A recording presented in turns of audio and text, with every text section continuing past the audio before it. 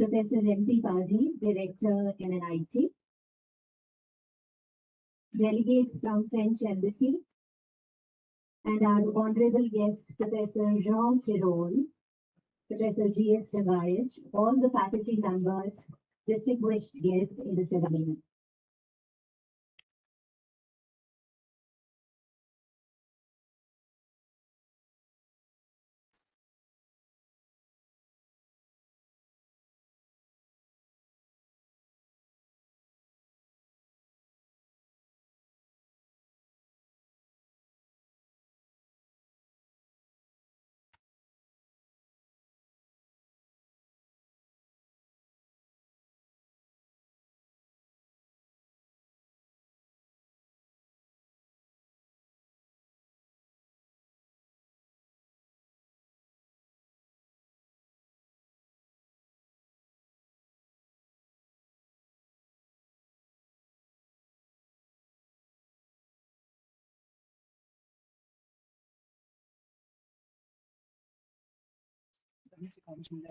Request everyone to get your please so that we can begin the program.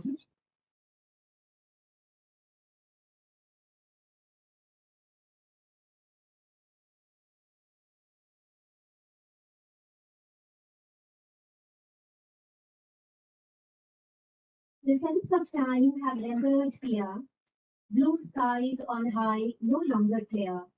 Stars were bright whence they came, now dimmed, obscured, pollution's gaze. Crystal clear our waters gleamed, fish abundant, rivers streamed, ocean floors sandy wide, now littered, brown, pollution's light. Trees starred high above, trunks bearing professed love, birds chirping from sides unseen, gone, paper joined pollution's steam. Not a day goes by without apocalyptic predictions of climate disaster. The COP27 summit in Egypt reiterated sun-dry climate targets, while independent analysis oozed doom and gloom. The Economist had a cover story titled "Goodbye to 1.5 degrees," groaning that the race to limit warming was already lost. Others highlighted worst-case scenarios of 4-degree temperature increase. Good afternoon. I, Dr. Nija Saraswat, on behalf of MNIT, feel privileged to welcome Professor Jean Tirole, Nobel Laureate and French economist, Mrs. Usha Sharma, Chief Secretary, Government of Rajasthan, Professor Nitin Seth, Director, Indo-French Center for Promotion of Advanced Research, Professor N P Padhy, Director, MNIT, Madam Natalie Tirole, Dr. Nivedita Bisoi, esteemed guests including Vice Chancellors, Directors, Professors, delegates from French Embassy, faculty members, media, and students attending the program in person or virtually in the expert lecture organized by MNIT in association with CEFIPRA.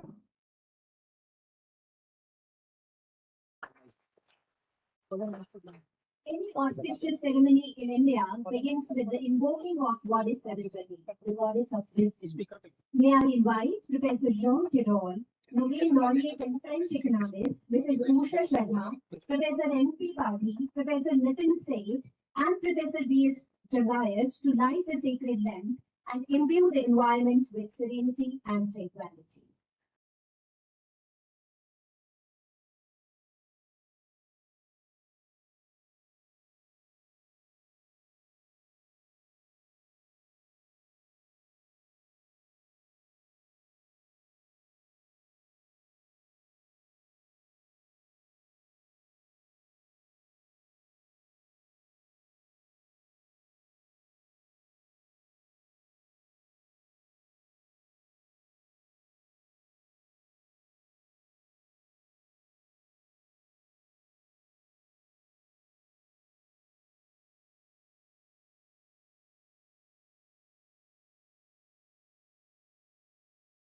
उनकी भी PPT दे दी क्या load हो गई रहना सब कुछ बस share करना बाकी ये देखो कि कितने लोग वो ज्वाइन ऑनलाइन कुछ पता लग सकता है कहाँ से 15 लोग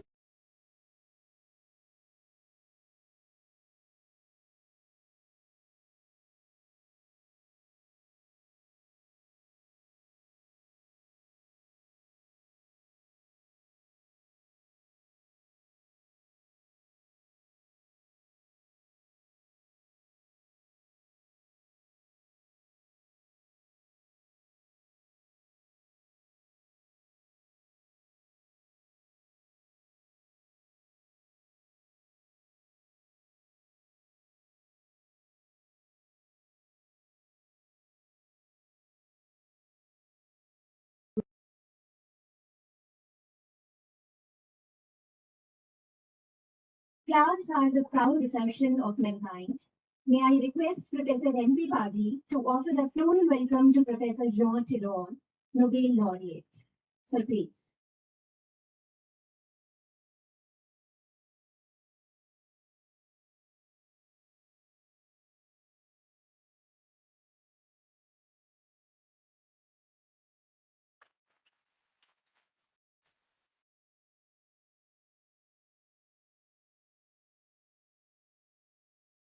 I request Professor Manju Singh, Department of Humanities and Social Sciences, to offer flowers to Mrs. Usha Sharma. इसके बैकग्राउंड क्या चल रहा है वीडियो साइड स्क्रीन चल रही है ये वाइस में कर सकते हो May I invite Professor G.S. Delight to offer floral welcome to Professor Nitin Seth, Director, CEFIPRA.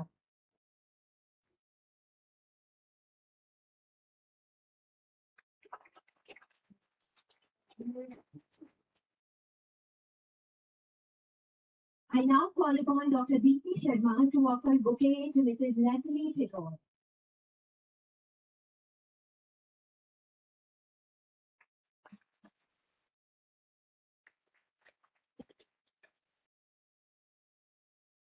I now request Dr. Prerna Jain to greet Mrs. Nivedita Bisoi with flowers.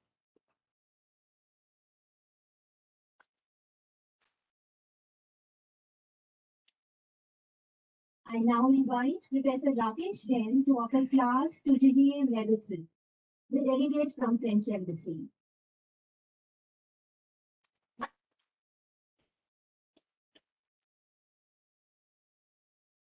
I request Dr. Amit Patnaik to offer flowers to Honorable Director MNIT Professor N P Padhy.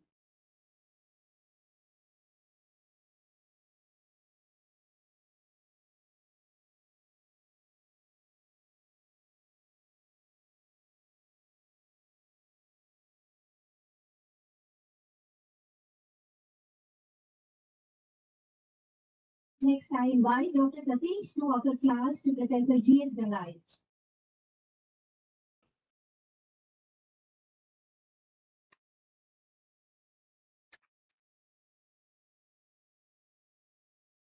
Thank you, sir.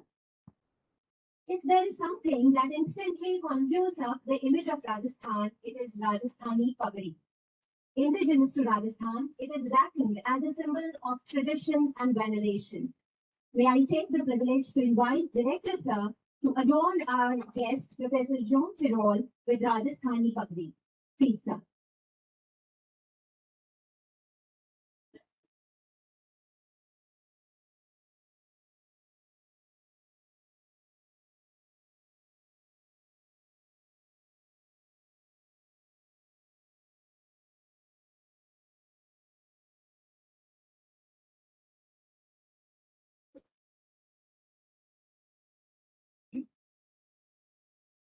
May I now invite Dr. Deepti Sharma, Head Humanities and Social Sciences, to offer Pagadi to Mrs. Usha Sharma.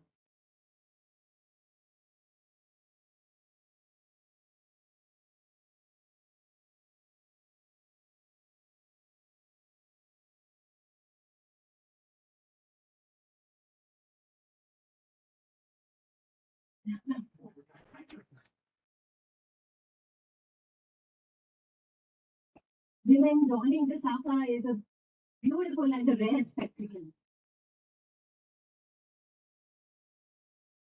I request Professor G.S. Delight to offer Professor Nitin Seth Rajasthani Pagadi.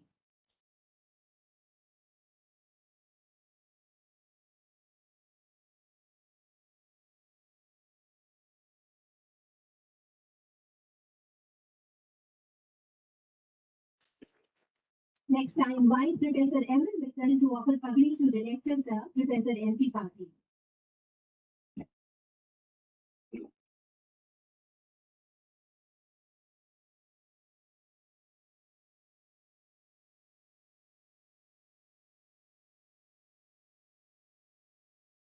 I request Dr. M. L. Meena to offer Pagadi to Professor G.S. Delight.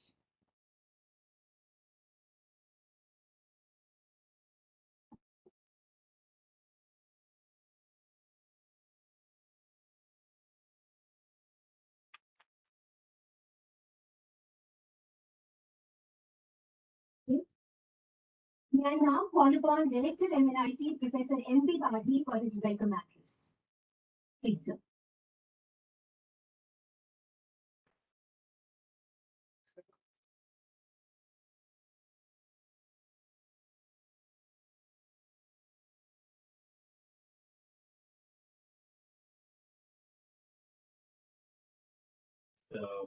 Very good evening to all of you. Honorable Nobel Laureate Professor Tirole, respected Chief Secretary, Government of Rajasthan, Srimati Usha Sharma, Director, Indo-French Center for Promotion of Advanced Research, Professor Nitin Seth, convener of the event, Professor Dangaj, scientific officers from French Embassy, New Delhi, officials from Department of Science and Technology, Government of India, vice chancellors and directors of nearby institutions,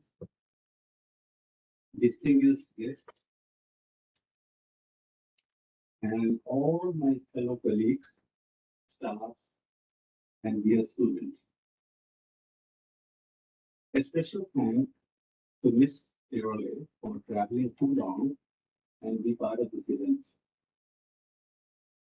Now, the event as a whole, organized by MNIT Jaipur and Indo-French Center for Promotion of Advanced Research. So the event is part of prestigious institute lecture series of MNIT. Now, what I wanted to highlight when this opportunity has come to MNIT Jaipur, as I jumped into that, and I'm so honored that Professor Joe is with us. Now, MNIT Jaipur, for the benefit of especially for chief guests, wanted to inform you that it is more than 6 decades old institution, and it is one of 31 NITs across the country.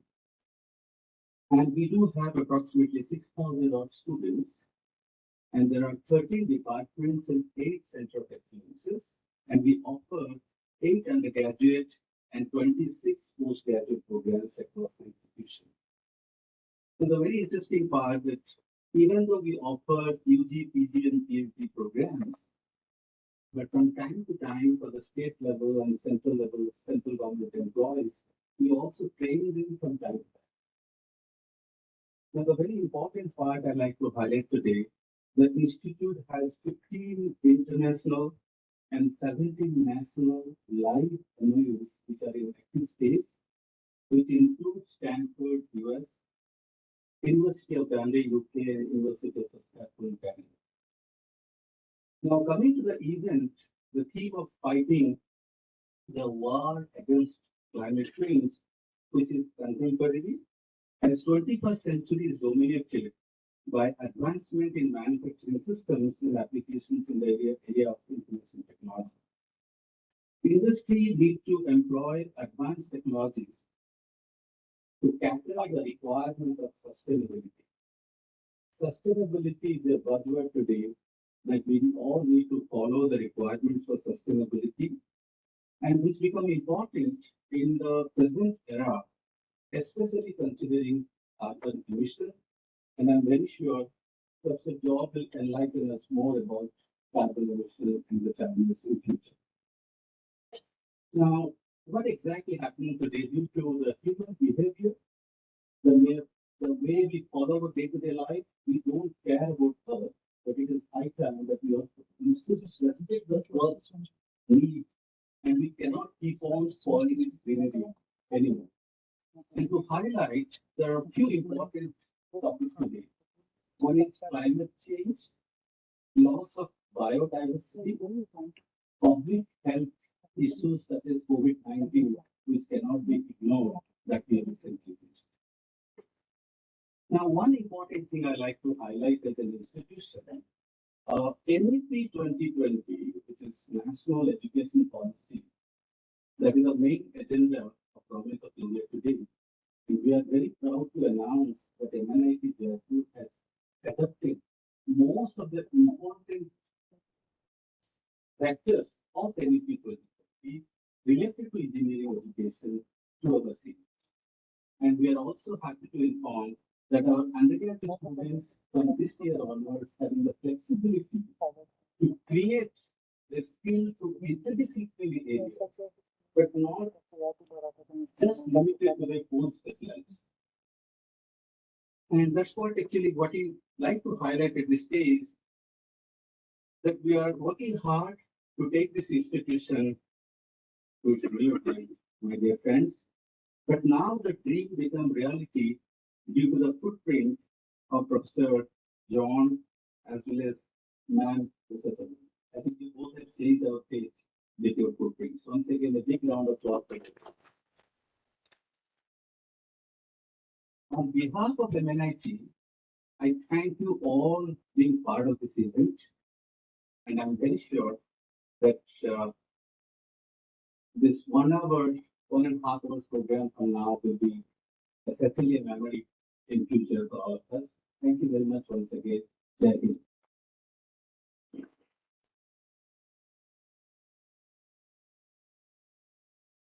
Thank you very much, sir. Indo-French Center for the Promotion of Advanced Research is a model for international collaborative research in advanced areas of science and technology. I feel elated to share that Professor Nitin Seth, Director, is here with us to orient the audience. Please, sir.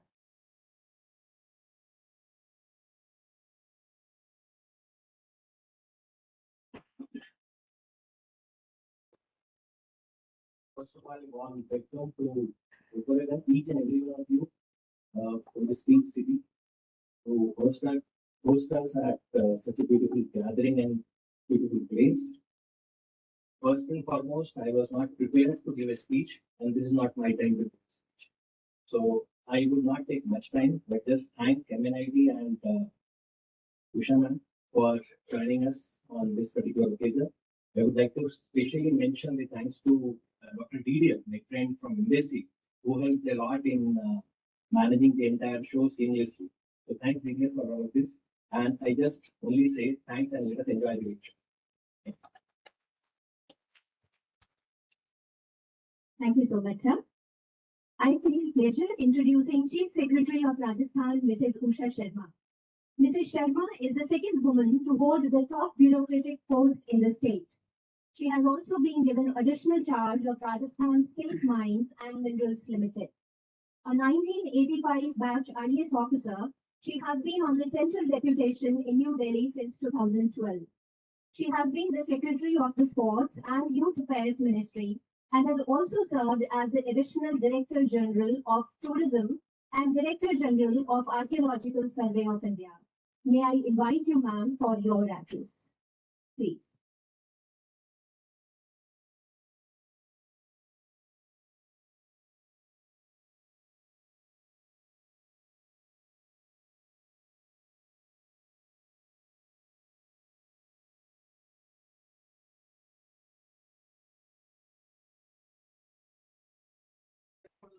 Nobel Laureate Professor Tirole, Director of the Institute MNIT, Professor N P Padhy, Director Indo-French Center for Promotion of Advanced Research, Professor Nitin Seth, the leader of the event, Professor Jeane, Scientific Officer from the French University, Madam Tirole,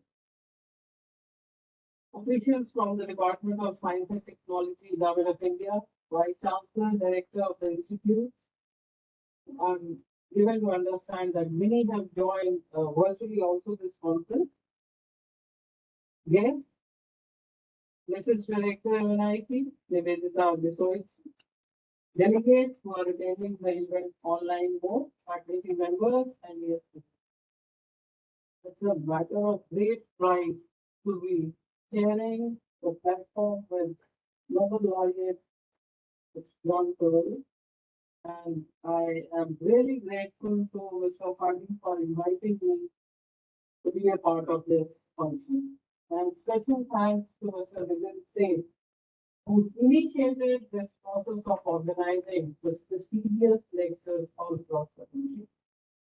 And I have to thank Madam Tirole for taking up this very arduous journey, and I'm told by Mr. Nitin Seth that I I suppose this is the fourth destination you are searching, and they're coming from Amritsar and they'll be going to other places also. So this surely is a great indication of what the person can do to their skills, the right, and are very, very good for accepting the invitation and as chief secretary on behalf of the state. I'm very, very thankful that you could make it possible that we have been given this opportunity to present you, and we're really, really excited to tell you on a subject which is really good, as mentioned by Professor Padhy. It's a huge pleasure, matter of pride that MNIT, along with the institute headed by Mr. Nitin Seth, is organizing this event, and as Director MNIT mentioned that MNIT is a very, very prestigious institute. It's a 6-decade old institute formed by an act of parliament, and CEFIPRA. CEFIPRA? You call it CEFIPRA? So this is a binational center established way back in 1987. Just 2 years old in the service. So this is the mandate was given to propose cooperation between India and France, particularly in science, technology, and innovation. This is usually supported by the Ministry of Science and Technology. Many must have held this charge, but it was Mr. Nitin Seth who decided to take up this initiative and call some real veterans and stalwarts to come to India and be a part of our learning process. As the theme of the day, today's function is that climate change. We're all witnessing in our lifetime how the climate is changing, how the weather are being postponed. Like I remember that we used to witness onset of monsoons in the month of last week of June or July. Now this has shifted for at least a month and a half, and we see rainfall which we've never seen in the month of September and October. So there's a delayed monsoon, there's a delayed winter, there's a delayed summer, and the monsoons at times are absolutely unprecedented. Winters are also very harsh. So this which we never thought of that we would be witnessing these phenomena. There's a reason for it. So I mean, it's a huge challenge, and each and every one of us needs to be sensitized towards environment, towards protection of the environment, towards going green. That's how all these climate change meetings and meeting talks are held. The last one we had was in Egypt, this one only. Government of India and also globally, there's a lot of emphasis on this subject, and it's so good that we have a veteran with us who will be talking on the climate change.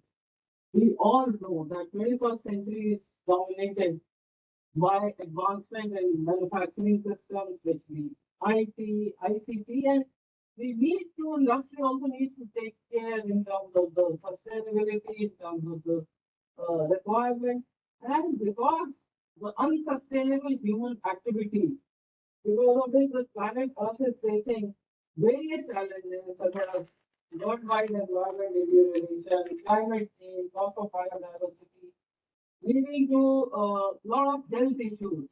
I mean, Delhi, we've been working very, very hard to bring down the AQI level, but it's just too bad. And I mean, whatever measure we take, somewhere we are not able to handle this pollution level. And it's causing huge, huge side effects and adverse effects on the health system. In fact, at times you feel like you are a passive smoker. So, time that we realize that each one of us realize what is the role and responsibility of each citizen. If it means certain sacrifices, we need to do these exercises so that we leave a good legacy. Generation after us do not suffer on this account. it's a big, I mean, I'm happy to learn that, it has taken enough care in terms of organizing, this whole, function in a hybrid mode so that large number of people get the benefit of, hearing what, Mr. Tirole has to share with us. And I'm told that around 1,000 people have joined us offline and online. I hope this event will provide lead to the world in terms of fighting against harmful impacts of the environment on planet Earth. And I really am very excited and I'm really looking forward to getting and learning about what you have done. And I promise that the powers of wisdom which we will be sharing, we definitely carry them forward, and some of it we shall include in our policy which we will be making for our home state. And with these words, I once again say a big thank you to Professor, and I thank Director MNIT who have taken all the efforts to organize this and invite me to be a part of this. Thank you so much.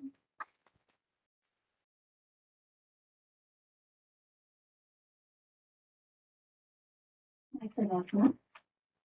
Proceeding with it, now may I request Professor Nitin Seth, Mrs. Usha Sharma, Professor N P Padhy, and Professor Laureate to occupy the seats down and listen to the address of Professor John Tirole.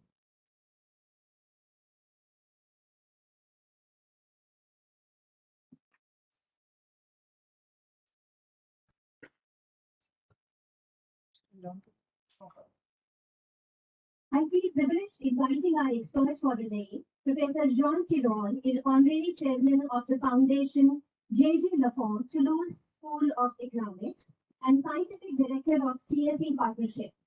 He is also the founding member of the Institute for Advanced Study in Toulouse. He served as a professor of economics at MIT. He was president of the Econometric Society in 1998 and of the European Economic Association in 2001. After completion of his bachelor's degree in engineering and decision mathematics, he earned a specialized doctorate in decision mathematics and a PhD in economics from MIT in 1981. His credentials include imparting distinguished lectures and publications of about 200 articles, as well as 12 books, including Economics for Common Good and the Theory of Industrial Organizations. His accolades include the Johnson Prize of the European Economic Association in 1993, the Gold Medal of the CNRS in 2007, winner of the BBVA Frontiers of Knowledge Award in Economics, the CME MSRA Award, the Levi Strauss Prize in 2010, and the Ross Prize in 2013. He is the laureate of the 2014 Nemes Prize in Economics and received the various Riksbank Prize in Economic Sciences in memory of Alfred Nobel in the same year. His contribution does not limit to the field of economics, as its framework for designing regulations has found applications in several industries ranging from banking to telecommunications. His Nobel Prize in 2014 was awarded for his extensive analysis of market power and regulations. It is indeed an honor to listen to such an erudite. May I invite our experts to address the participants. Over to you.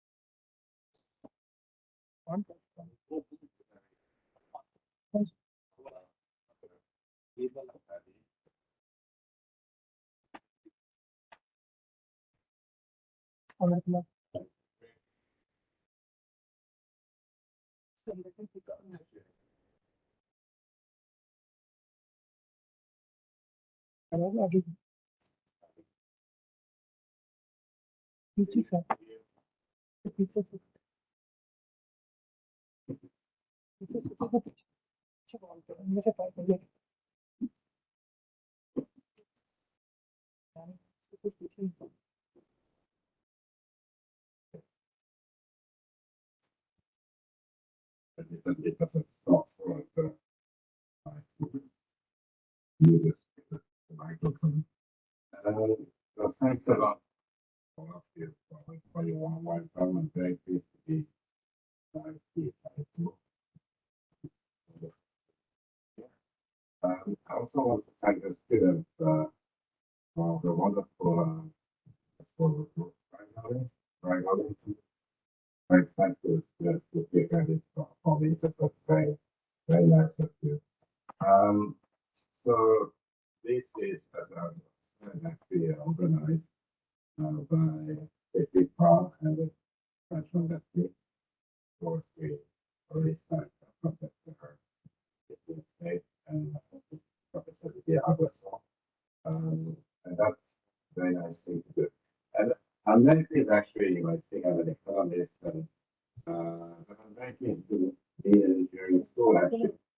I studied engineering for 6 years before becoming an economist. So I'm an engineer by training. Engineering and mathematics with a French for 6 another mathematics. Also engineering for 6 years. 6 years, and then I became an economist, and I could tell you why. I think that growth in spirit and not like it was a huge move for me to do. And one of my career like it, that moved my career. I didn't Toulouse. We have what I think is a very nice program. So maybe some of you will want to come and study in Toulouse, a master's degree and a PhD degree in English, and in English for a long time. The other graduate part is now totally in English. Okay, so in next direction, I'm very honored to be here. And I will be covering two topics. First, will be some sort of a climate change from the perspective, which is the European perspective. Now, this is of course a very important topic for you. The suffering quite a lot from climate change. And it's also a sensitive topic for the European mind, which is of the Western world. Use a lot of CO2 as an example. And what about the industrialization of the emerging countries? That raises a number of issues, and I'll give you my views on that. Today from the so what I'm going to do is to expose what is happening.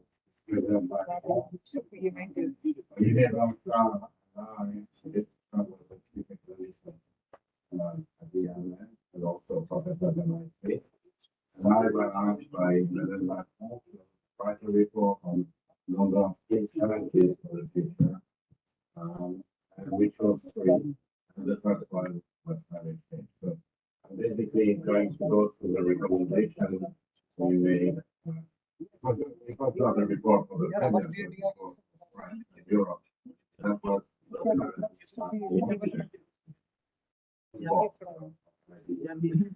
tell you what we said.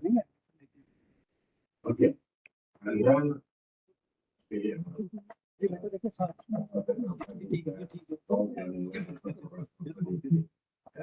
I ever like to give you some thoughts about the responsibility, which is broader than climate change.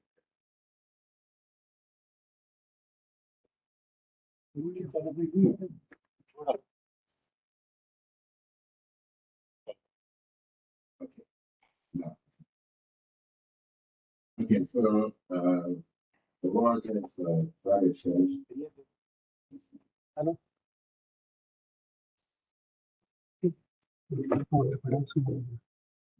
एक साफ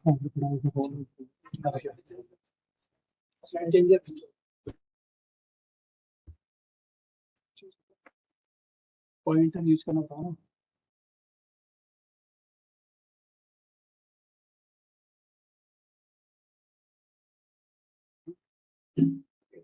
So the which we told in this report climate change is that obviously climate is a time bomb. What do I mean by time bomb? And why are we in the situation that we are in now? There are several reasons for that, but the time bomb is an issue for which if you don't act for a year or two, then not much happens. It has consequences, but they are delayed, and those consequences are delayed every time. But the consequence of that is that in every country in the world, there's some procrastination. We can always do it tomorrow, right? So for a year or two, it doesn't really matter, but it's a year or two, plus a year or two, plus a year or two. And then you end up with 30 years of inactions since the real summit. So that's the time bomb. And there is an absolute urgency. I don't have to convince you of that. It's actually very important to act. There is much delay in decarbonization, and perhaps what is less well known is that there is also much delay in green R&D. I will come back to that because that's going to be part of the solution. I think we are way behind.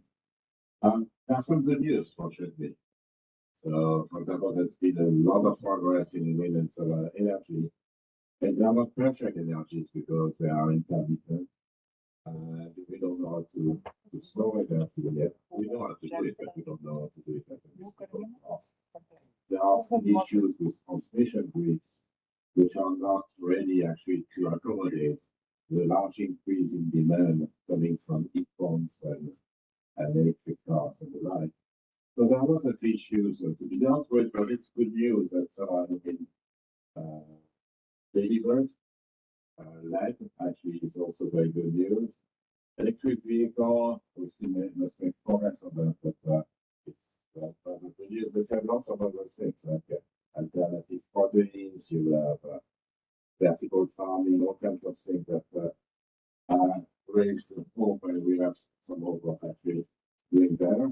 The other thing is that, except in some countries, by and large, there's a wide perception by citizens that there is some urgency. And that didn't used to be the case, I guess, 30 years ago. So those are the good news, but, you know, we also have the bad news. Okay, so I don't know about India, we exchange with that, but in France or in Europe more generally, there is, and I would apply some of the US as well. People realize that if you fight climate change, there will be winners and losers.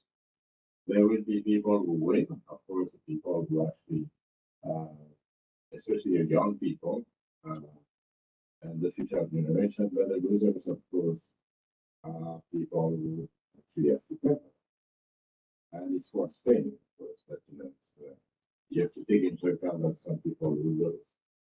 So you may have heard about the episode in France 3 years ago when we had a carbon tax of about 55 euros per ton, which by the way is not that much, because the economists say we need 80 to 100 euros right now.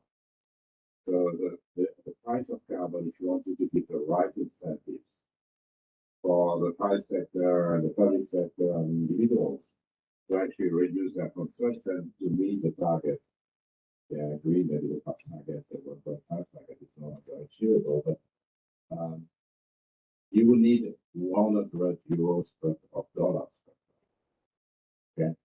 Now the time the price of carbon, the carbon tax in fact was 55 euros. And the entire country was in the streets, demonstrating, saying we don't want to pay carbon. And that's really an issue. Those demonstrators have a few correct points. A carbon tax is regressive. What do we mean by regressive? It means that as a fraction of the income, the poorer people pay more. They pay less overall, but as a fraction of the income, they pay less. They pay more. And that means it's regressive, so in terms of redistributive consequences, like some part. By the way, it's the same for many ecological policies. So if you think about who enjoys an electric car, well, it's mostly the upper class. You can afford the electric car. Who enjoys solar panel subsidies for solar panels on the roofs? Well, the owners of houses or apartments, and of course, they tend to be richer than the average citizen. So the perceptions there are quite correct. Some are incorrect. So, for example, there have been lots of studies in France saying, do you like this policy or not? So if you present it as a tax, if you say, yeah, it's a carbon tax, people decide it. Okay? If you say it's a subsidy to green stuff, they love it. Okay? If you think a little bit, the subsidy is a tax because you have to pay for it. So a subsidy is a tax, so there's no question about it. So something which is very similar to a carbon tax is what's called a cap and trade mechanism, an ETS system. The cap and trade mechanism basically sets a carbon budget. We can emit that much. And if you emit, you have to buy pollution permits. And then the market for pollution permits delivers a price. And anyone who wants to pollute has to pay that price. So it's like a carbon tax. If you have too many permits, you can resell them. So it's actually a good incentive mechanism. You benefit also from reducing the pollution. So that's very important. But that we have had in Europe since 2005. And actually it went up to 100 euros per ton. Recently it's now lower, but it's not negligible. But the Swedes in Sweden, they have had over 100 dollars per ton for 30 years. So it's actually, the Swedes were in advance in a sense. They were way in advance. Europe in general was very in advance, but we have had that since 2005. Nobody has ever noticed. Why? Because that particular thing is paid by electricity company or cement or aluminum companies.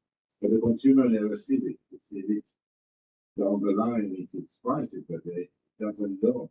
The consumer doesn't know that it's paying a tax. Feed-in tariffs. So feed-in tariffs, I know some of you are experts in power systems. The feed-in tariff is basically some kind of guaranteed price if, for example, you have solar on your house. Okay? It's guaranteed prices for solar and wind. It's a subsidy. It's a very high subsidy sometimes. And it's paid by the electricity consumers. It's part of their energy bill. But again, it's not as visible as carbon tax. And you have many other things that you can discuss. Now, let me make another remark. In France or in the US, politicians very often talk about green growth. Green growth will be the idea that you can be very green at the same time grow faster. Now, if that were the case, we would have done it, right? We would have been stupid not to do it because it's nicer to be green and it's nicer to grow faster. So it's basically trying to soothe people. It's a slogan to soothe people. Don't worry, everything will be fine. Now, I understand why politicians are doing that. But of course, that also conveys the idea that you have nothing to pay to save the planet. And to save the planet, of course, we have something to pay. We should be paying something. There's a cost. And this cost is growing over time. The more we procrastinate, the more expensive it's going to be. Okay? So we have to think. And we have to, as an economist, we have to understand perceptions, whether we like them or not, and find a holistic approach. Not one measure, but many measures in order to reconcile the impact and acceptability. So as an economist, I want impact. I want policies which are actually going to do something for the planet. I don't want to look green. I don't want to appear green. I want to be green, which is different. However, it has also to be acceptable, and that's one of it.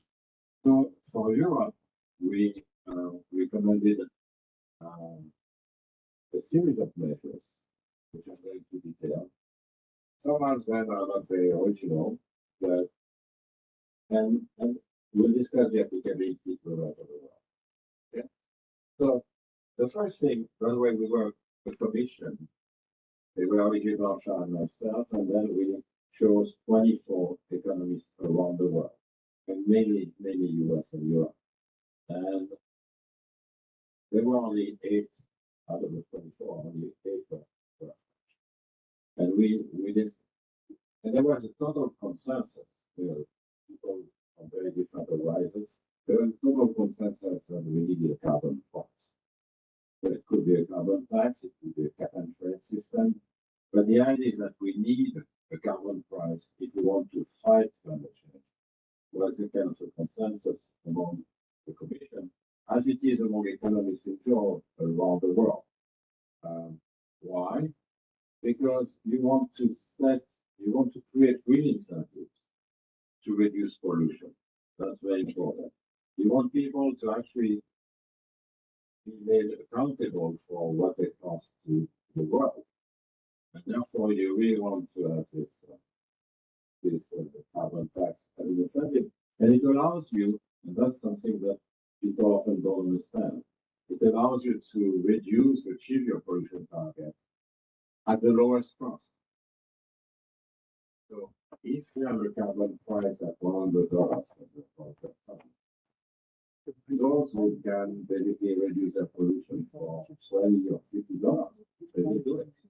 It's cheaper than paying the tax. Those for whom it costs $1,000 per ton are not going to do it. So in a sense, there will be self-selection so that the people who are going to reduce their pollution are actually those for whom it is easiest to reduce the pollution. And that's the beauty of a price, of course. As an economist, we are familiar with. Two things which are maybe less familiar. The first thing is that we want a carbon price also encourages R&D. Many of you are engineers. Maybe some of you will launch a startup, maybe a green startup. And what will happen the day you have a green innovation? You will want to make some money. You have taken loans and get financing for VC and so on. You will want to make some money out of your innovation. That's normal. And the question is, how do you monetize your green? If there is no carbon price, so if it's free or almost free, in many countries it's $5 per ton. If it's almost free, nobody will want to buy a license to your innovation because they can pollute for free, right? So if you want to encourage R&D, you really have to have a carbon price. And that's one of the reasons why we have a physical green R&D, because people still expect there will be a carbon price. Finally, that simplifies the decision of the states and of the economic actors. There are billions every day of decisions of households, of firms, of administrations, which have to do with CO2 emissions. Just take your car or whatever.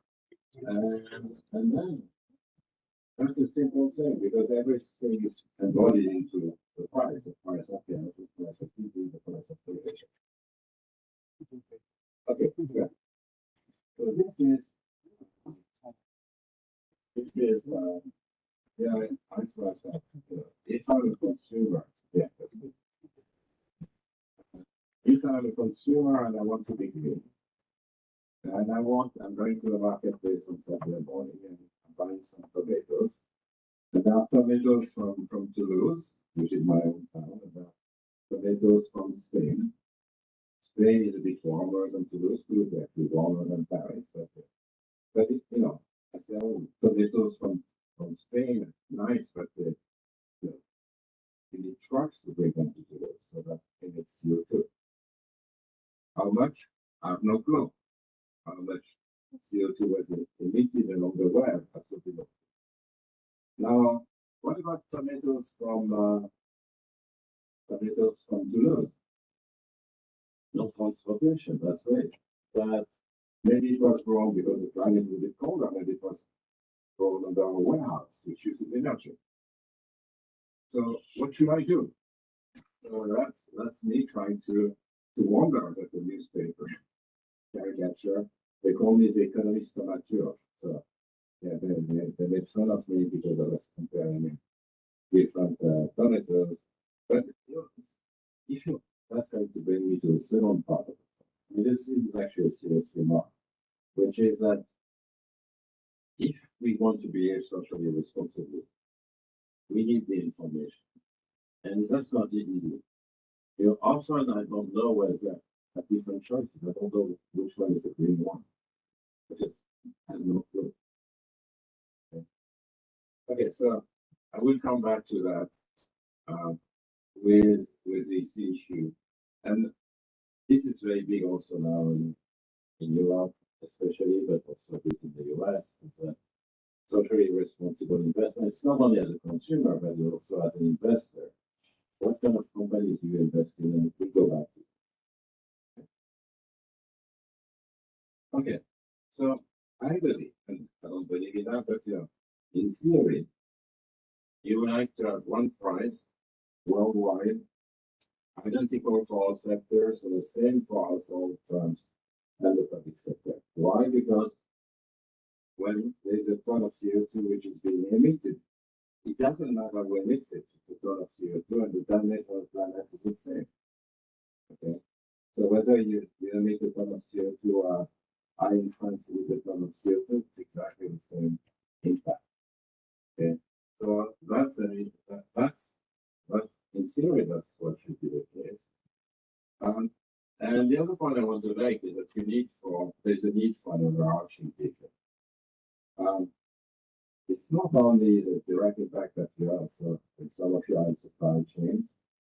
You know, what matters is not remission in the final round of the final stage of the supply chain, but it's also along the way. So electric car involves some amounts of pollution, of course.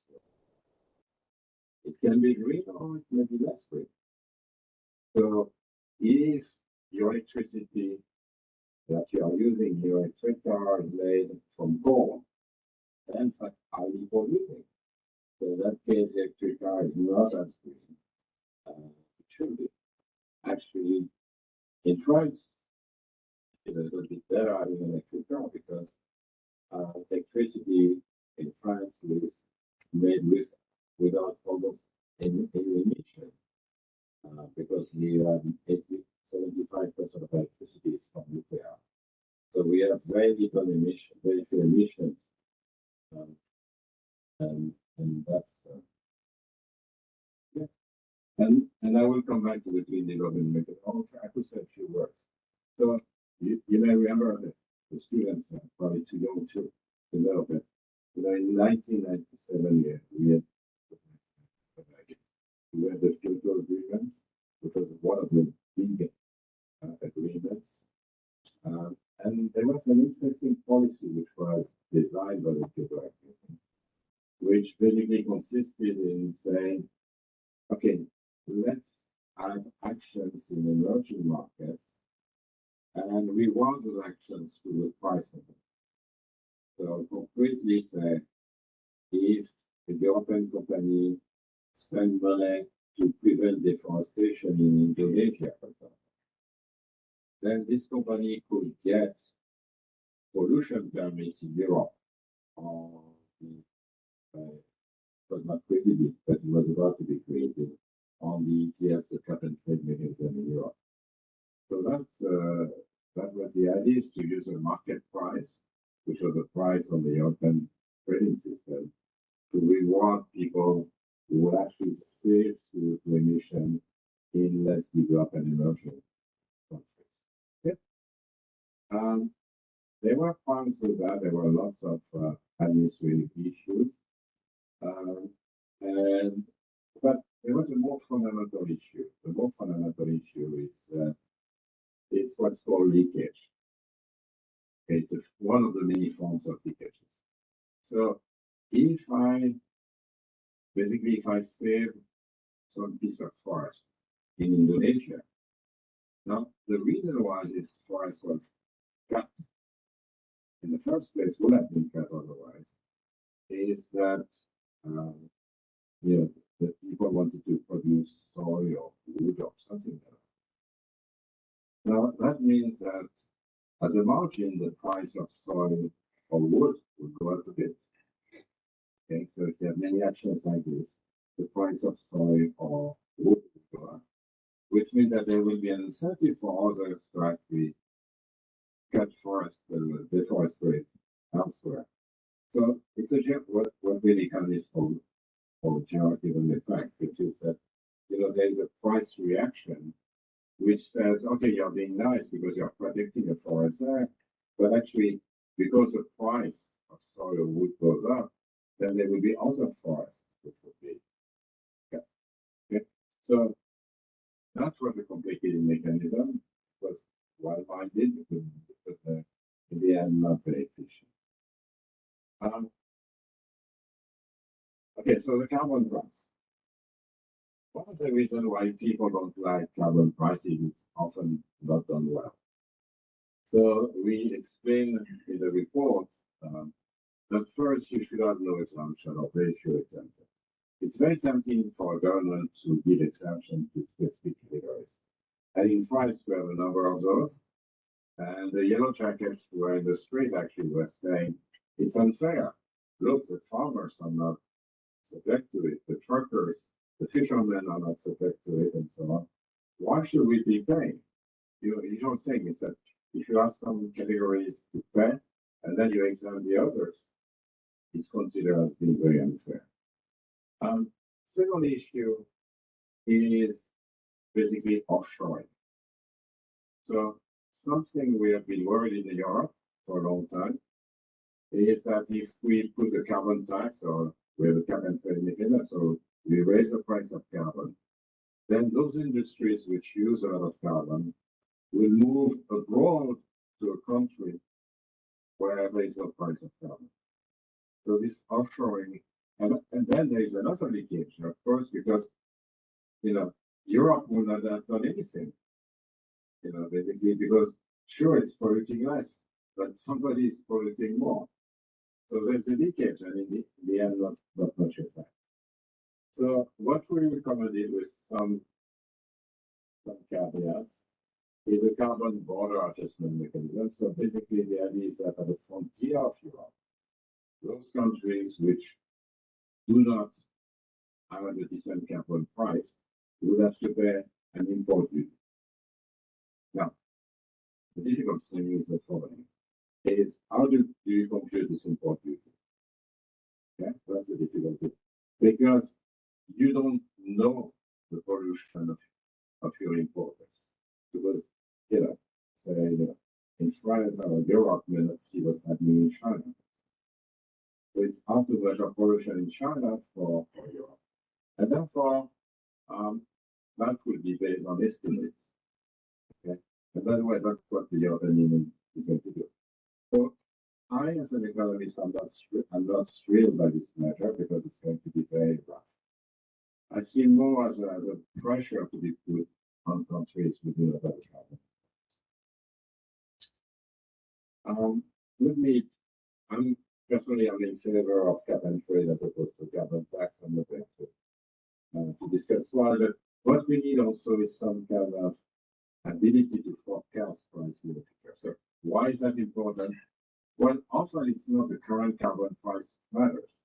Current carbon price matters to reduce some emissions, of course, and so on. But for investments, so am I going to build a coal plant, or am I going to build a wind farm? Well, that depends on the future carbon price in 5 years, in 10 years, in 15 years. Okay, so there must be some ability to forecast the future prices and some stability in that price. So we have a bunch of recommendations in the report, and we have to do it at least at the European level. Okay? And finally, and that's very important, you have to compensate. Okay. Now, if you have a carbon tax or carbon price, they are going to affect, in particular, the poor, people who have less money. Okay. And then we say that we cannot leave it more. So we cannot drive our car anymore. So you want to keep the incentive part, I've seen in France people living very far away from their work. Yeah, they think gathering will be cheap forever. So they live very, very far away, which is not a good policy. And it creates a lot of congestion, especially a lot of pollution. So you want to give them incentive. You want them to give incentive to have incentive to carpool, share their ride and so on. But you also want to compensate them, even with even for example, if you give a check to everyone, including to the rich, okay? So you give the same check to everyone, then the poor people will actually be better off. Of course, they would be paying much more for their energy because of the carbon price. But they would be able to afford it, actually, they would have a surplus of it. And that's not a very clever policy. We could also target the distribution as a function of income. So there are ways. But we need to do the carbon pricing right.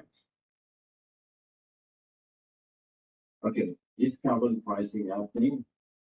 The answer is yes and no. Just after the Yellow Jacket, there was a French citizens climate convention. Lots of recommendations not mentioning a carbon price. President Biden's Inflation Reduction Act talked mainly about subsidies. As you know, in the US, taxes are not very popular, to say the least. And by the way, gasoline is very cheap in the US, and that's a scandal. And you see the difference in the size of cars in Europe and in the US. US cars are much, much bigger.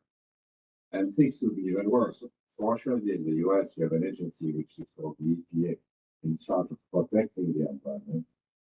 And this agency has imposed a number of regulations so as to get more miles per liter of gallon of gas, of gasoline. But incentives work. And you see, in Europe, the price of gas is much higher than the US. And we have smaller car and more fuel efficient cars. Incentives work. It's pretty clear. So that's it. There was some good news. Also, it's still in discussion. So, in the project in Europe, the idea was to expand the ETS system, the cap and trade system. Not so far it covers cement, aluminum, electricity, but heating and road transport, all kinds of aviation should be entering, but there are still discussions because, as you might imagine, the lobbies are very much against it. But there are worrisome signals. And with the Ukraine war, the invasion of Ukraine, what has happened is that, of course, the price of gas in particular, but also the price of oil, and so on. And what's going to happen? What's happening is that people are very upset by that. So, what most governments have said is that we're going to protect you. There will be a shield against price increases.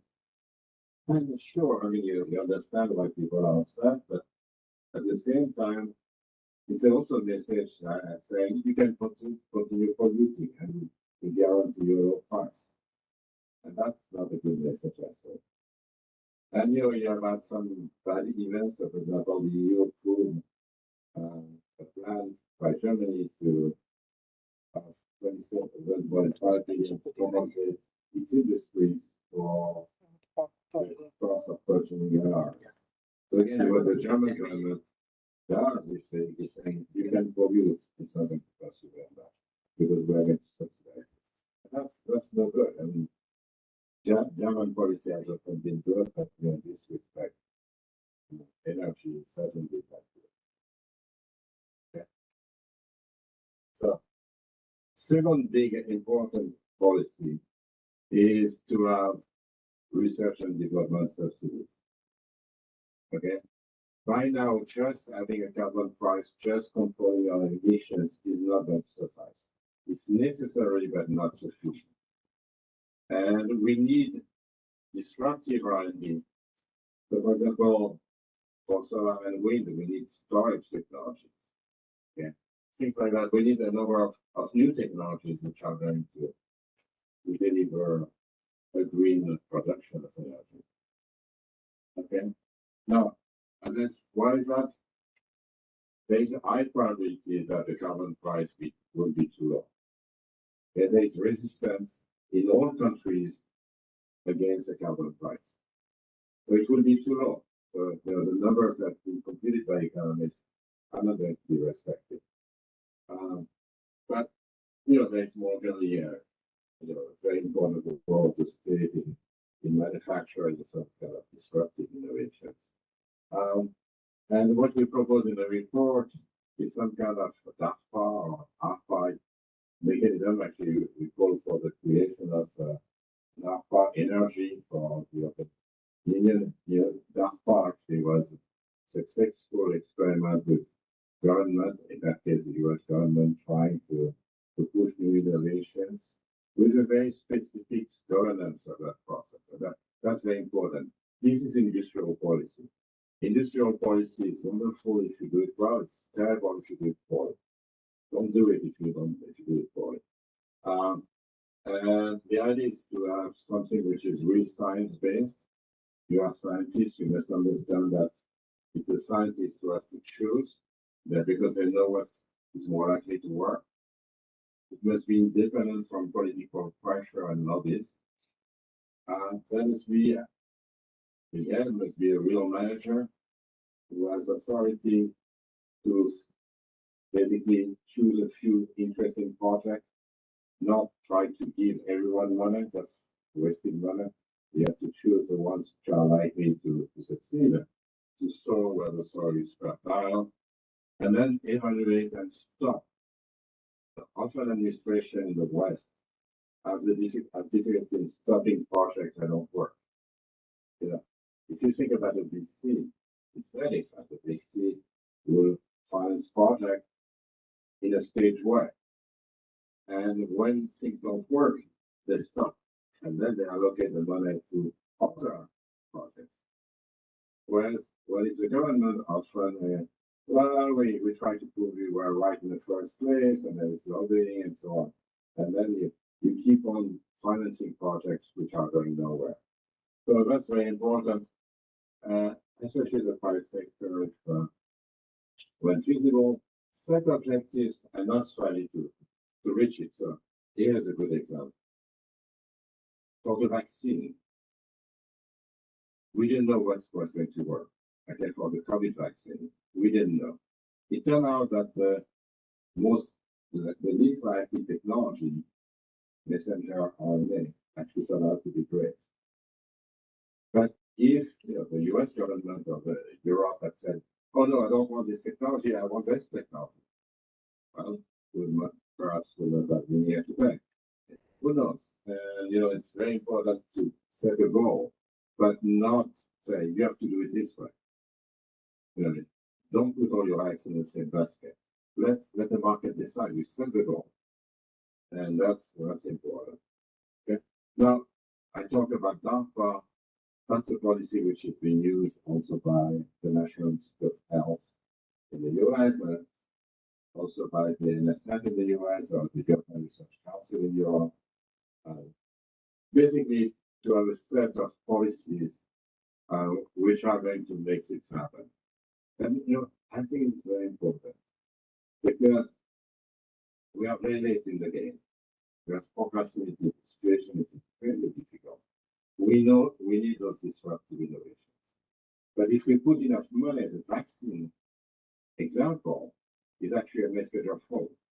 Science can do wonders. Science can do wonders if you put enough money and you spend it right. Okay. And that's really the message which is very important. Now, I'm going to go fast.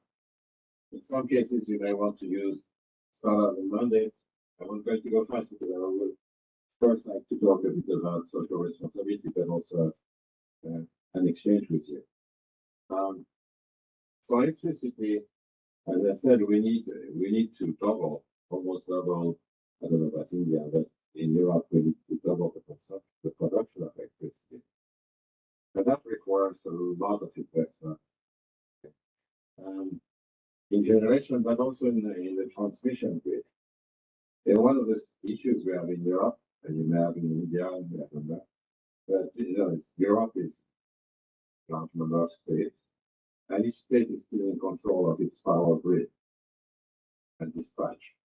Of course, there are European institutions trying to coordinate that. But when it comes to investment, it's difficult to make an investment because each country is basically defending its own interest.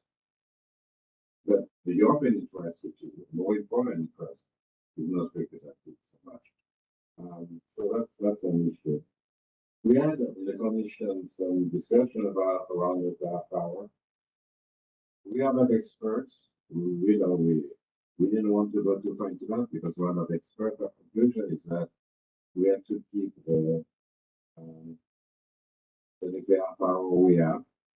And by the way, whether you like nuclear power or you like be an opponent to nuclear power, at this stage we need nuclear power.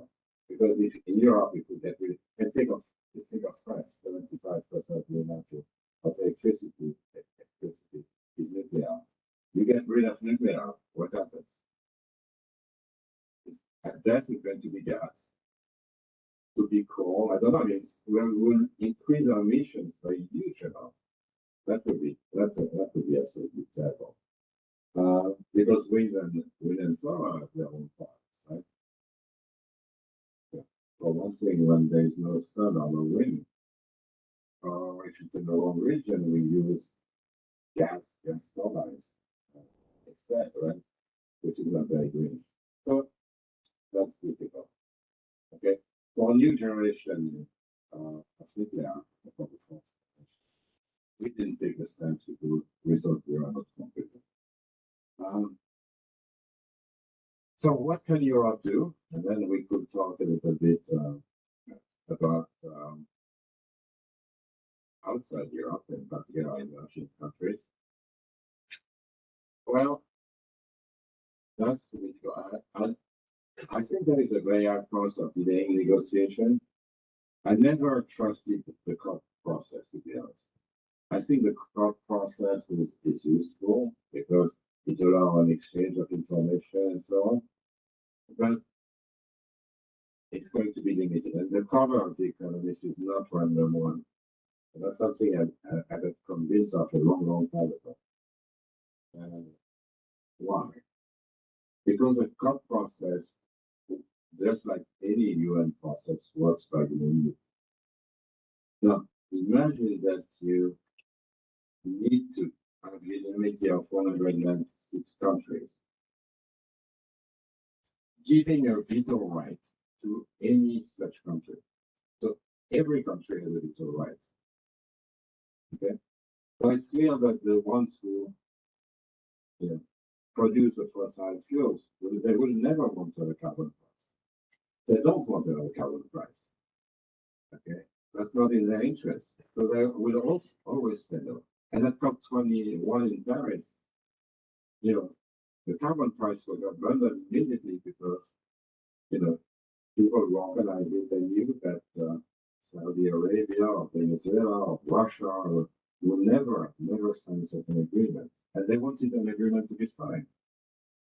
And that's it. So, I think it's useful, but we should not expect too much from it. So there's rewriting. Everybody expects the other countries to do the effort. It's exacerbated by leakages, of course. The idea that if I put some effort, then it may not be useful anyway because production so will move elsewhere and so on. And so on. So I'm not going to go through that.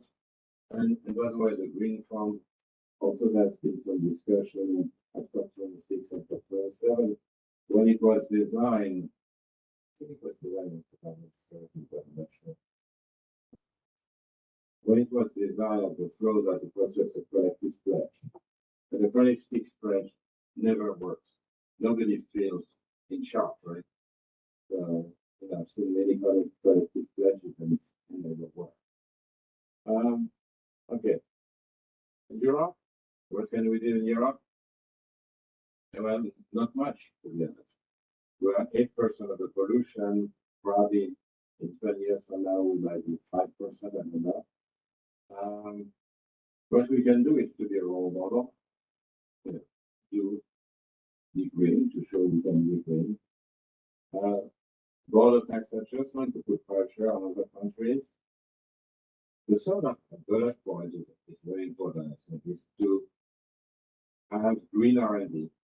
And green R&D is actually quite useful because it's possible then to transfer the technology to emerging and less developed countries. So it's important that people pay for that technology in rich countries. It's like for medicine, right? If nobody pays, then this is never going to happen. So you need someone to pay. And it seems to me that it would make sense to have a rich country pay for it, and then those licenses given for free to other countries. I think we can also think about the design of international treaties. Okay, maybe I should say before I move on to that, we have a lot of other topics that force today. I think before I move on to social responsibility, and I just want to say a few things about, and we could have an exchange on that. I know it's a very sensitive topic, and I don't want to be lecturing you on this, but what would be my advice for emerging markets like India? And I would like to just say what we can do, what we, the rich world, can do, and what we should not be doing in terms of helping. Okay, so, and this is, there will be a bit of provocation here, but I think it's very important actually. So what we can do, I think, is two things. Is compensation, which is the idea of the green fund. So poor countries, percent, that on average could be suffering more from climate change, and they want to finance their development, which is completely legit. So that's all. So compensation seems to be important. Second thing I just told you, what I think the West can do is to step up the R&D effort and engage in disruptive technology and give free licenses to poor countries. Those are the two things I would recommend very strongly. What I would not recommend is to have a low carbon price for emerging countries. And let me explain why. I know there is a lot, especially from India actually, but there is a lot of resistance to the idea of carbon pricing among emerging countries on the basis that the West finances growth and its development through pollution, and now this development has been there by carbon pricing. However, what's going to happen in the future is that most emissions will be actually coming from India, China, Brazil, and many other developing countries or middle-income countries, it depends. Now, the US produces a lot, but even if we assume the US gets its act together, if there is no carbon price among emerging and poor countries, then that's the end. Because there will be so much pollution, so many coal mines, etc., that global warming is very fast. So my recommendation, and I know there's a lot of resistance to that, is actually don't give up on carbon price, because you'll be the first victims of that. The planet is going to warm up very fast, because most of the emissions will be coming from emerging markets. What you should do instead is basically ask a rich country to get their act together, both in terms of R&D and in terms of compensation, and also in terms of carbon pricing, because we should not forget carbon pricing is still extremely low. it may be 80 euros in Europe or $80 in Europe. In the US, it's more like $5, which it is in many countries in China, but not $5 as well. It's way too low. I mean, we never succeed with such prices. So that will be my recommendation. It could be a controversial recommendation, but that's it. So let me say a few words about social responsibility. So before I do that, I'm okay, you don't mind. You can take the microphone away from me. The time is here. So just think about how our society is organized, how our economies are. It's not, it's in a simple way. Almost every economy in the world now uses markets. We live in market economies. Okay. Why? Simply because markets are efficient in allocating scarce resources. Okay. And when you compare South Korea and North Korea, East Germany with West Germany, etc., I mean, there's no question about it. It's much more efficient at creating incentive and allocating the scarce resources. But no, we economists we spend our life working on market failures. No. My entire career research, and I'm not the only one, has been devoted to market failures. How to regulate big firms, how to regulate public utilities, how to regulate banks, and so on and so forth. I could go on and on. There are lots of market failures which have to do with market power, with asymmetric information, with externalities. Pollution is one, it's a market failure. Inequality is a market failure because there is no reason why the market will deliver the kind of equality we want. So markets are very efficient, but they often fail, and that's why you need a state to regulate them. The state who is a referee as opposed to player. That's my view. It's explained in economics of economic growth. And so it's up to the government to do it. Unfortunately, the government often fails as well. And the best example of that is climate change. There's no reason why private citizens or firms will economize on carbon. They have no incentive to. So that's why you need a carbon price to incentivize that. But if the governments don't do that, they fail. And we are in the situation we are in today because of that. But what happens then if the market fails and the government fails? You have this twin failure. Who's going to do the job? Well, you and me. Civil society, right? And that's the only thing that remains. And that's why there's so much talk nowadays about social responsibility and ESG criteria, environment, social, and governance criteria. Okay? Now, economists have been divided on this. Actually, a famous quote by Milton Friedman was Nobel Laureate 40 years ago, a long time ago. And he had this article in the New York Times. It was not even an academic article. It was saying the responsibility of business is to maximize profit. Okay. Very blunt. Business maximize profit, and what he didn't say, but was implicitly in things. It's up to the government to actually do it. So that was, this is Milton Friedman. And that's what he said. His colleague at Chicago, also Nobel Prize winner, Ronald Coase, basically said, okay, but then usually the market is run by corporation and by the shareholders of this corporation, or majority investor of the corporation. And there are many stakeholders who are not represented in the governance structure. And then said, why don't you write a contract to protect those stakeholders? They can be the workers, they can be minority investors, they can be others. And basically trying, don't read that, but trying to actually ensure that that seems all right. Okay.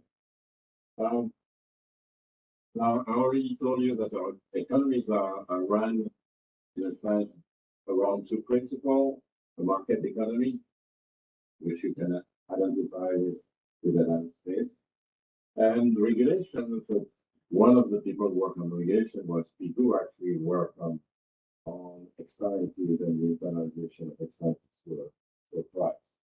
Okay? Okay, so let me skip that because I want to discuss it with. Okay, let me just say, if governments fail, so it's up to civil society to do something. And something I think you will agree with me is what matters is not looking green. What matters is being green. So only impact matters, not posturing. Actually, there are a bunch of people who say the same thing. They will say that, Peter Singer, for example, is a philosopher, and he says, the most good you can do.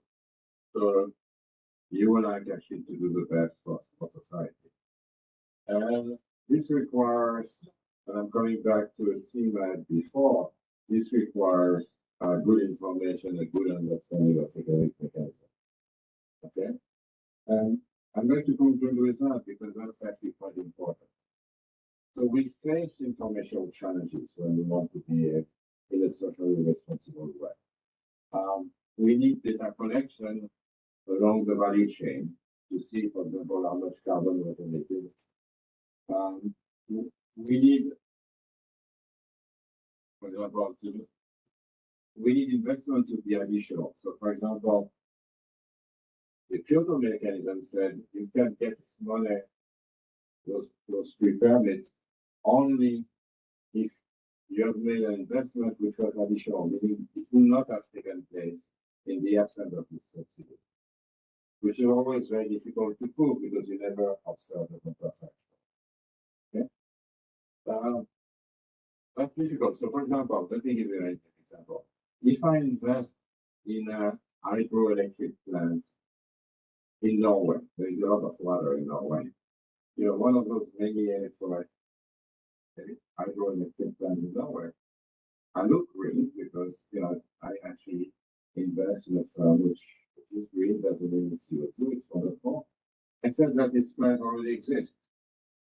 So what did I do? I mean, I did nothing for the planet because this plant already exists. And actually, my willingness to invest in that firm means that there is a windfall profit for its owner, but no change for the planet.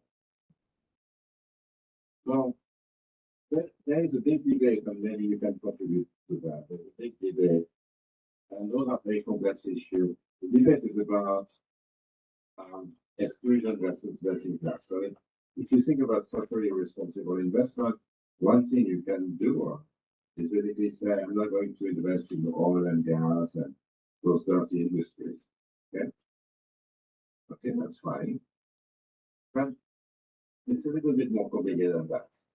Some people say, no, we should invest in cars. So if the government decides that we should keep driving cars with a fossil fuel motor, then we are going to keep polluting, right? And we are going to use gasoline. Now, perhaps it's very important that the oil companies actually compete to be the cleanest among the oil companies. So they can emit less CO2 as well. The refining process, plugging the wells and so on. They can do lots of things, the transportation, lots of things to reduce their CO2 footprint.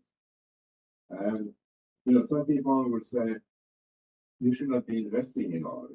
Some other people will say, you should actually invest in those oil companies which put a tremendous effort to reduce their CO2 emissions. This is very complex. Okay. And don't look too green now. They are going to think that I'm not nice with our friends the Germans. They've done lots of good things, as I said. But again, in the energy, they have this policy that they got rid of their nuclear plants. Okay, fine. But What did they do with that? Well, they invested in renewables, which was nice. But they also invested a lot in coal and including coal from Poland. From Poland. Is that green? No. You know, in the end, you have to look at the impact, and that's really what. Yeah. So, if I had to think about my social responsibility, I would say it's very important also to put pressure on the state. Get your act together. Put pressure on governments all over the world, including your own government, so as to behave better. Okay, and that's something that we are going to test. You should not be pretending you're acting when you're not acting. Don't greenwash, and that's part of our social responsibility. So, if the government is not doing what it should be doing in the matter of the environment, we should put pressure on the government. And there are so many examples around the world that there's a lot of things to do. So, climate is a time bomb. There are many other time bombs. Some of them we deal with in the report with only Russia. I'm a bit worried with the war in Ukraine, for example. There's more and more inward-looking attitudes. Okay, I don't want high energy prices. I'm going to keep polluting. But we need to think more. We need to think about use economics and social sciences, and think about the notion of the common good. And that's really how this happened here. I would like to conclude with this. The report with Olivier Blanchard is available on the web. It's in English and as well as and little advertising for. Thank you very much.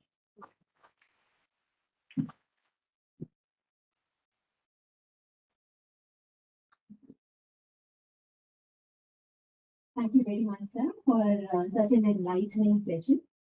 May I request you to be seated and then maybe.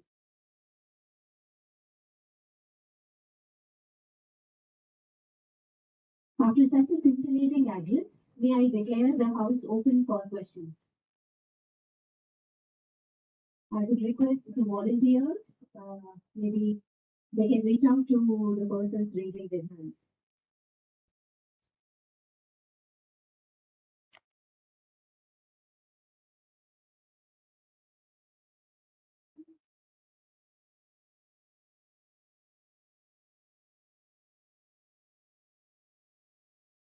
Really enlightening lecture, sir.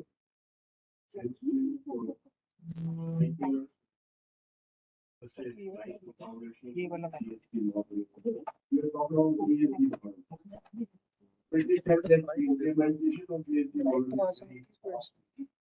how this modern PhD theory can be translated in a cost-effective manner, can be bring into actually. Thank you. It's a very good question. Well, we are still discussing that all over the world. So in Europe, for example, we are setting up, the European Union is setting up a taxonomy of what's green and what's not. And you may imagine there are a lot of controversies. And just take gas, for example. Gas became the pretty well.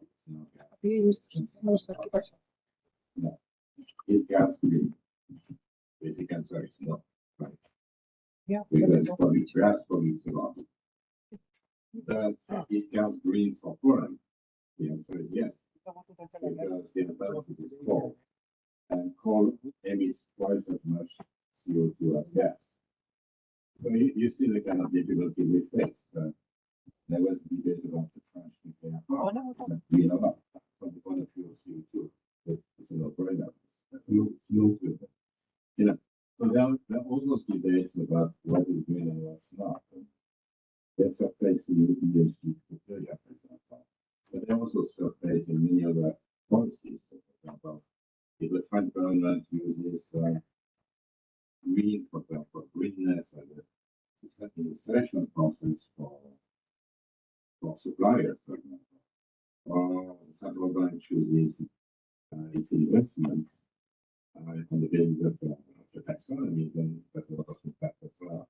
So, so that's really the difficulty. I would say we need information, but we need to actually measure the pollution along the supply chain, which is not always easy because the supply chain is often through a number of countries, and it's not easy to measure. But we need also guiding principle, and that's what I was aiming at, which is that it's not that easy to have good principle. Again, I can drink gas and be very green or be very brown, depending on the circumstance. I can see an electric car to be very green or to be brown. That's one. It's actually very hard to actually have that's a beauty, and you've seen by now that I'm advocate for carbon pricing, and that's what the beauty of carbon pricing, that we don't have to decide. It's all in the price. Thank you so much for your wonderful insight that you have given today. I have a question about carbon sequestration. You didn't talk about that. I have a dilemma actually.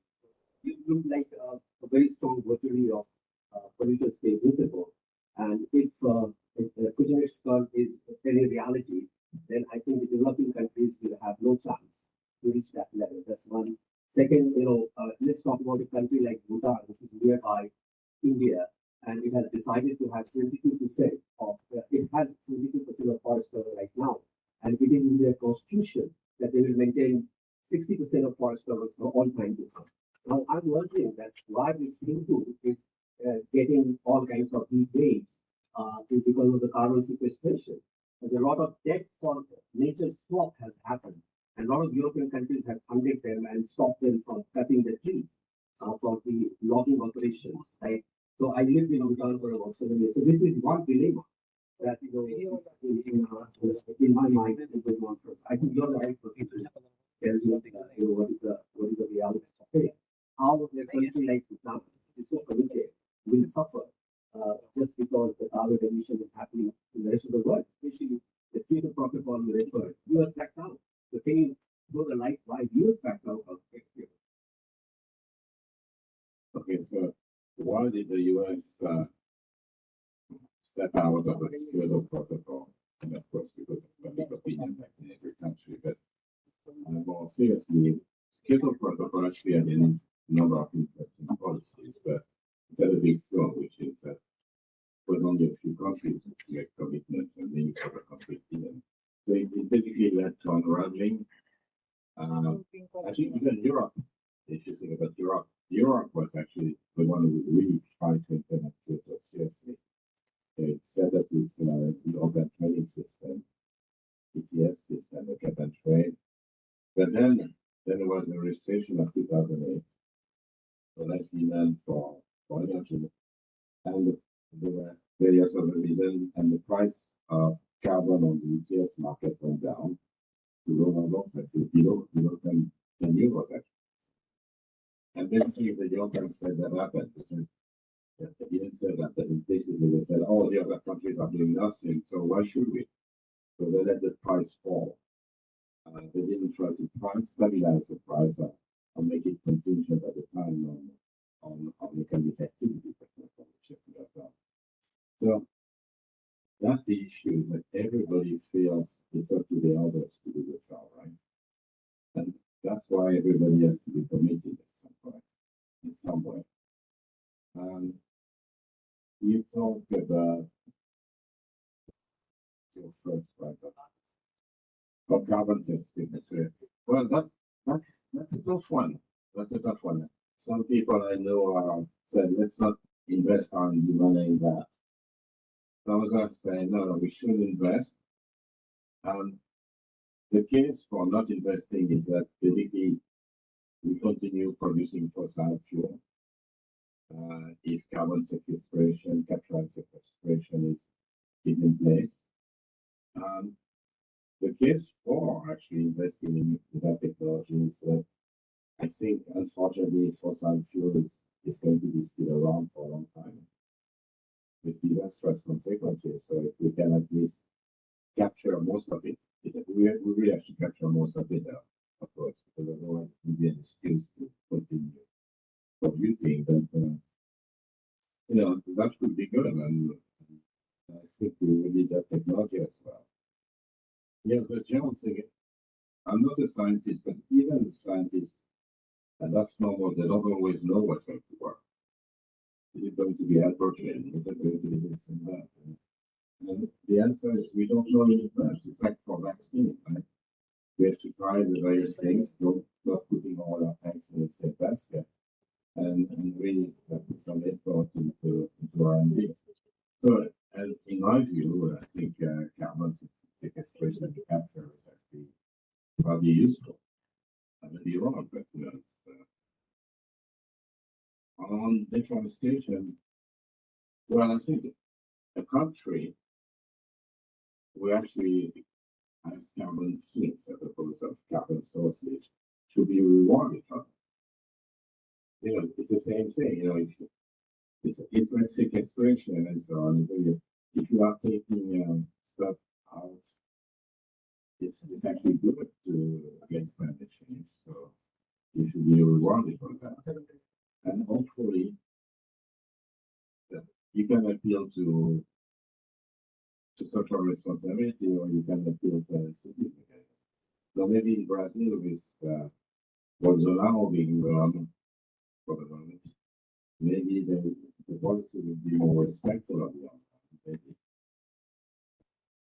But in general, you cannot just count on good intention. You also need to have an incentive scheme, and that should be part of it in my view.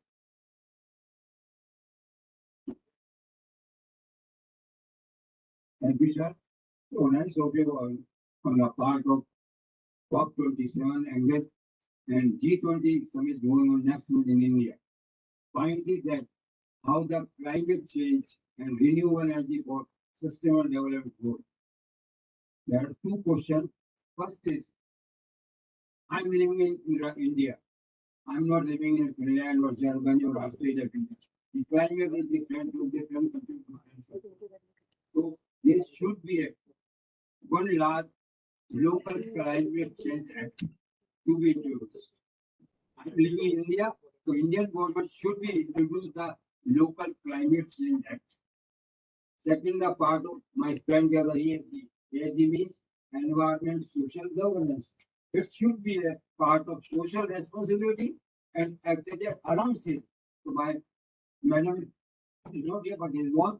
I suggest to secretary, there should be a ESG rule in Rajasthan. So Rajasthan state becomes the first state in India to make the environment social responsibility for the renewable energy system in India. Because I am Raj Kumar from CSTV on renewable energy, particularly solar technology, that's the result in Rajasthan in the topmost state in the solar energy promotion. So how to ESG to be utilized of the ESG and allow it? There should be act, there should be rule in Rajasthan. So the decentralized method has been around for some years, right? Each country, and of course, each state within each country, has decided to do something along to do this.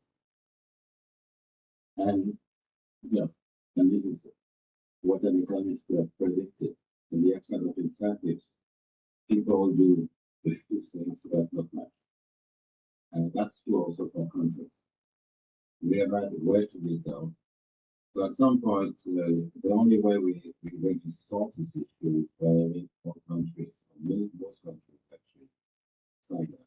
So is it going to be the G20? I don't know. Because, in the G20, you have a number of people who are hostile. Not a lot of countries who are hostile to any drastic measure against fossil fuel. And it's hard. Should it be the G7? Should it be what? I don't know, honestly. And economists have in mind a climate lab, so get the big emitters together. At least they will agree 7 or 8 big emitters around the world. So, US, Europe, Russia, India, China. The exact number I don't know, but the coalition of countries say, let's get our act together and let's do something. And then we put pressure on everybody else to join the coalition. Maybe through border tax adjustment or whatever, but we are going to actually put pressure. And now, that was, our view was before the election of Donald Trump in the US. And of course, with the election of Donald Trump, this kind of strategy could not work very well. That's difficult. What I hope is that the younger generation are going to put a huge amount of pressure on that one. Actually, to say, no, you pretend you agree. Oh, the governments always pretend they agree. Comes to the same. Everybody pretends to agree. No, let's see what you do, and let's do it in a cost-efficient way. Part of the demonstrations sometimes are not well oriented in sense because it's nice to say I want 200 subsidies, but yeah, in the end you have to do something which is feasible.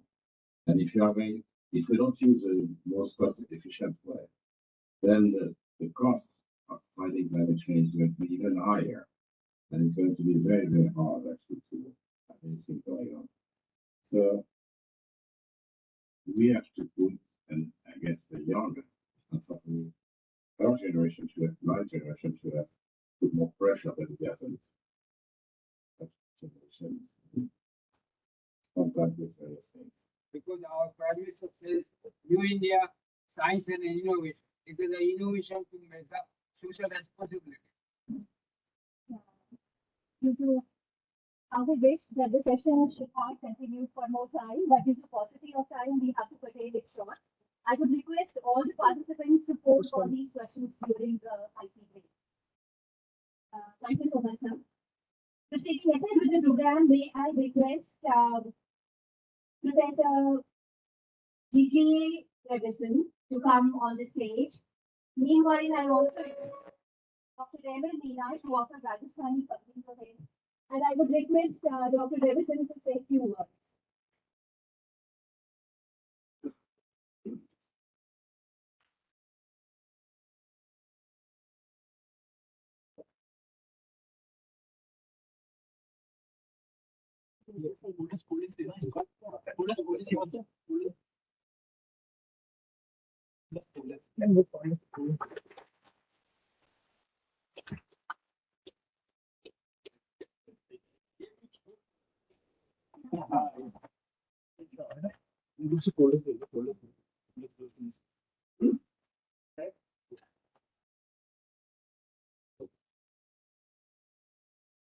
Thank you so much for your welcome. I'm very pleased here to speak on behalf of the French Embassy.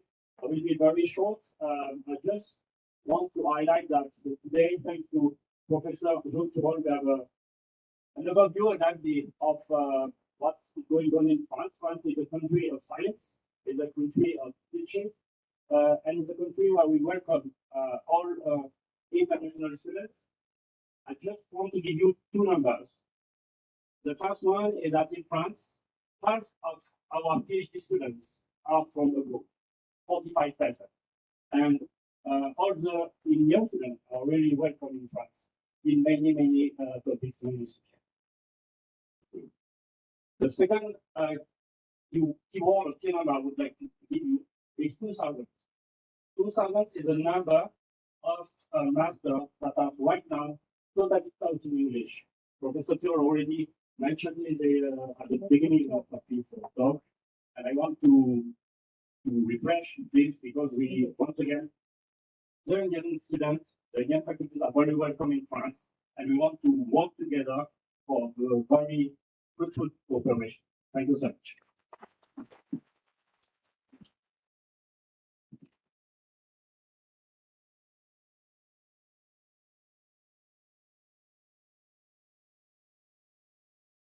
Proceeding ahead with the program, may I request Professor Nitin Seth, Professor N P Padhy, and Professor S.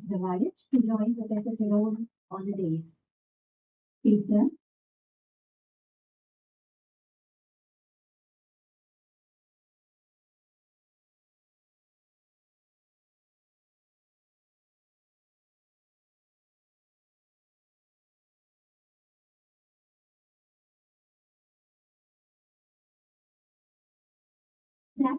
Morieux's blameless heroine of Rebecca wishes, if only there could be an invention that bottled up a memory like scent. When we wanted it, the bottle could be uncorked and it would be like living the moment all over again. The memento we offer will remain as a memoir of activities held at MNIT premises and become a means of transforming the transient into something approaching more permanence in lifetime. I request Professor N P Padhy to offer memento to Professor Jean Tirole. Please, sir.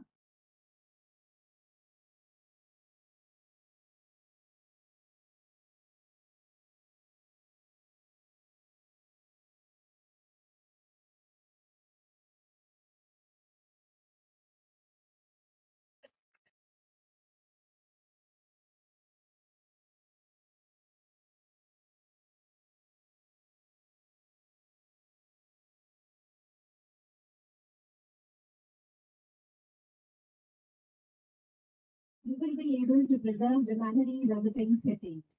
Beautiful Havana.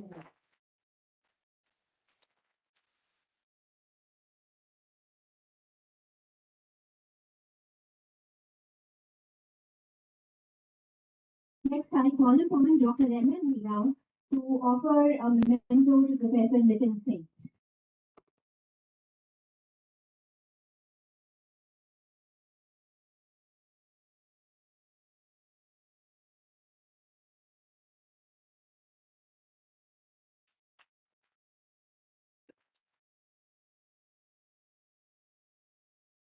I request Dr. B. P. Sharma to offer it to Mrs. Nivedita Bisoi.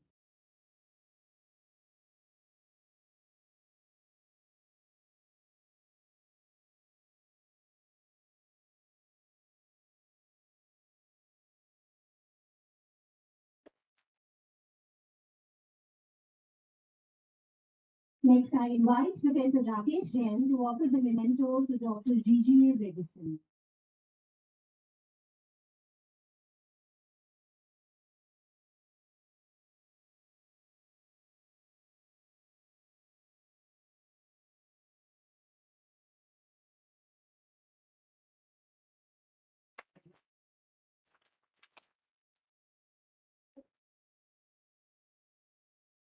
Words would not suffice to acknowledge our thanks for the guest speaker today. I also request Professor G.S. Dangayat to offer a memento to Mrs. Natalie Tirole. Thank you so much, ma'am, for joining us in the invited lecture. It's our pleasure.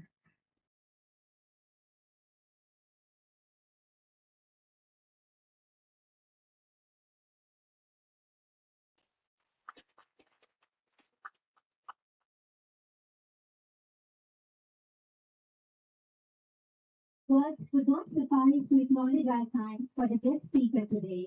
May I request Professor G.S. Dangayat to propose a formal vote of thanks. Please, sir. At the outset, I welcome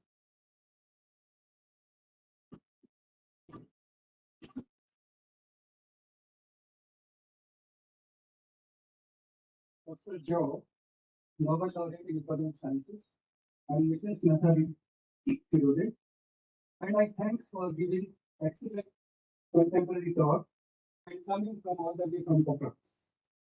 On behalf of MNIT family, I welcome Mrs. Usha Sharma, Chief Secretary of Rajasthan. Due to some urgent meeting, she left, but she gave around 45 minutes to us, and I especially from extremely busy schedule and accepting our invitation. I welcome Professor Nitin Seth, my close friend and batchmate at IIT Delhi, directors, CEFIPRA, for giving us an opportunity to host subsidy at MNIT Jaipur. I welcome Dr. Jeane Redison, scientific officer in French Embassy, New Delhi, and visiting us for this event. I also welcome officials from DST, New Delhi, for sparing their valuable time and different logistics. I'm thankful to all vice chancellors and directors of reputed institutions for sparing time for this enlightening talk. I heartily thanks to our distinguished guest, Dr. Nivedita Bisoi, for coming this event from all the way from IIT Roorkee. I'm thankful to our all academicians, industry participants, students who are attending the event in online and offline mode. I'm thankful to our dynamic director, Prof N P Padhy, for giving support, guidance for organizing this event in MNIT. I thanks to all my faculty colleagues and students for participation in this prestigious event. I thanks to all my friends from electronic and print media for excellent coverage before and after the event. I thank to my core team, Professor M. Mittal, Professor Rakesh Jeane, Professor Manju Singh, Dr. Usha Sharma, Dr. Anna, Dr. Satish, Dr. Prerna Singh, Dr. Amar Patnaik, and Dr. Mirza for their untiring efforts to make this event a success. I'm also thankful to all our student volunteers, including Roman, for their hard work and dedication to make this event a grand success. The students, is the backbone of all the program, and they are working untiring with us. And so with this, I again welcome and thanks to all of you, and I invite all of you for helping outside.